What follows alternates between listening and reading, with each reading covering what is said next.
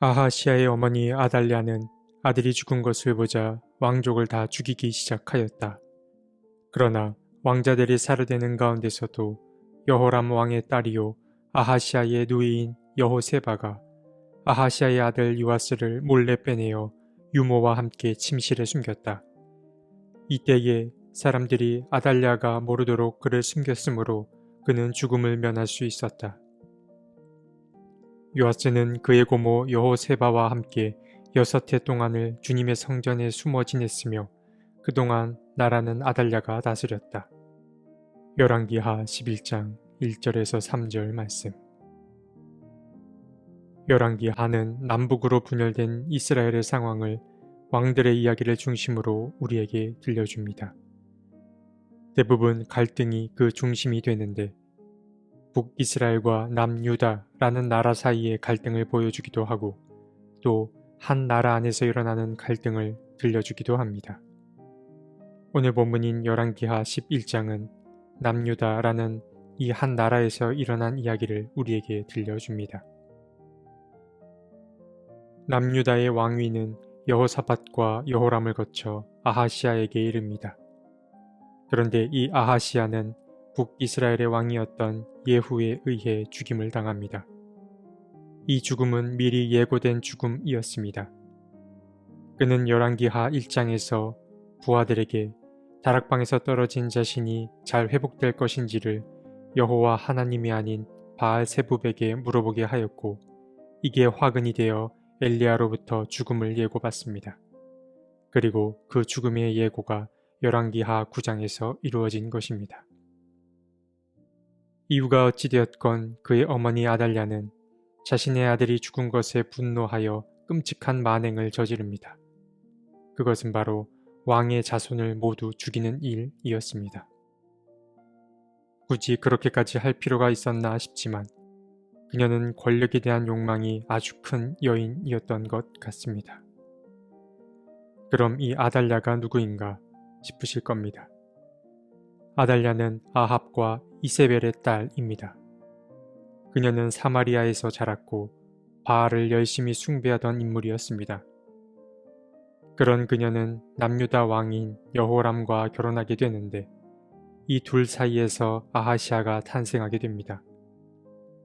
어쨌든 그녀는 야욕이 강한 사람이었기 때문에 자신의 아들이 죽자마자 왕의 일가족을 모두 죽이고서 자신이 왕위를 차지합니다. 그래서 그녀는 남유다 역사에서 유일한 여왕이 됩니다. 그렇게 그녀는 6년간 남유다를 다스리게 됩니다.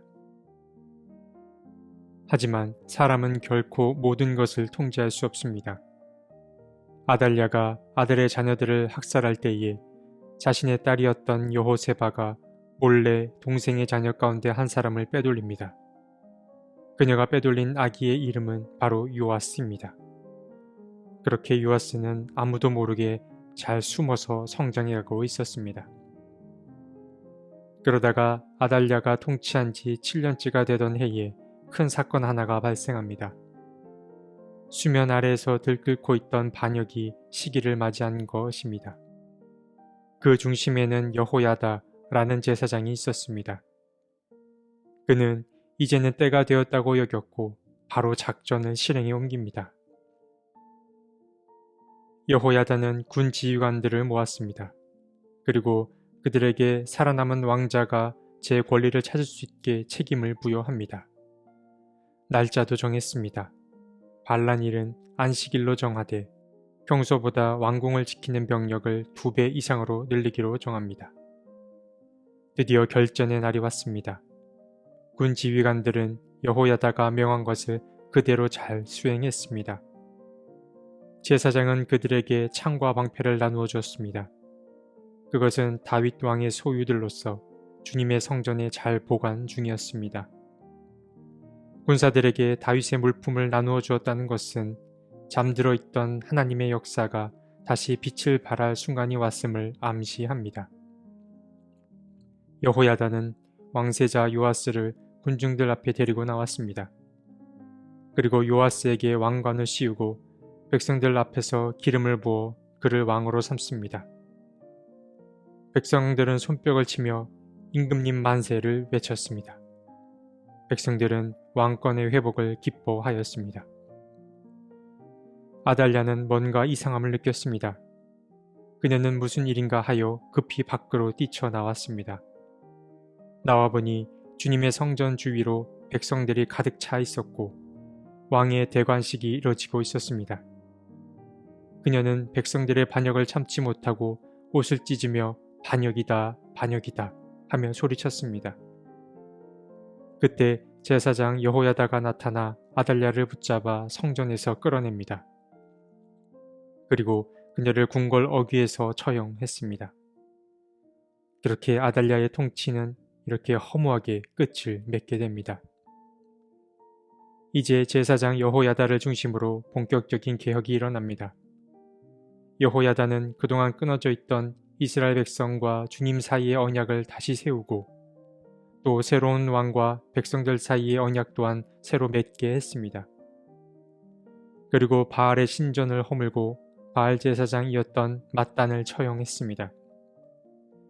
그리고 왕을 주님의 성전에서 모시고 나와 모든 백성과 함께 왕궁으로 향했습니다.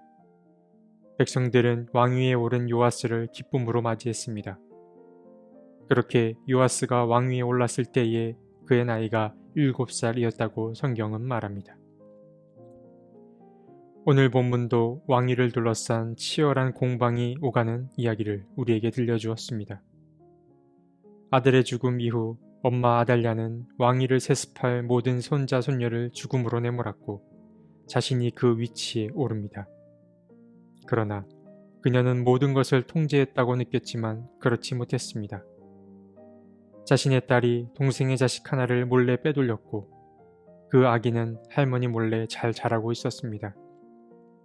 결국 잘 숨어 지내던 이 요아스는 때가 되어 수면 위로 올라왔고 곧 제사장 여호야다를 통해 왕위를 차지합니다.